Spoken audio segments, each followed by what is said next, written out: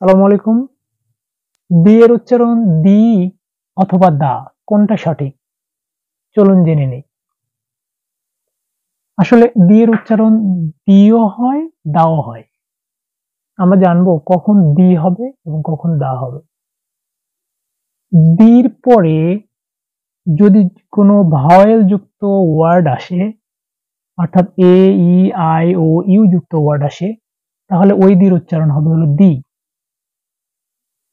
এবং যদি কনসোনেন্ট আসে তাহলে তার উচ্চারণ হবে দা।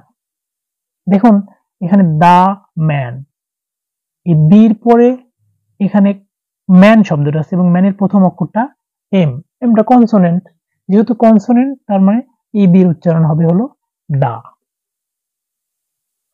এর উদাহরণে দেখেন দি এগ, এই দির পরে এখানে এগ শব্দটা আছে এবং এগের প্রথম অক্ষরটা হচ্ছে ই, অর্থাৎ হলো দি, এখানে দা না হয়ে হবে হলো দি।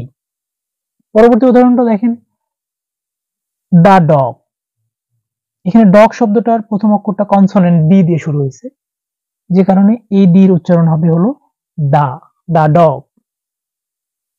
এবং শেষের উদাহরণটা দেখেন, এখানে হলো দি অ্যান্ড, এই অ্যান্ড শব্দটার প্রথম অক্ষরটা এ আছে, যে কারণে এই দির উচ্চারণ হবে হলো দি, এখানে দা হবে না। আশা করি বিষয়টা বুঝতে পারছেন।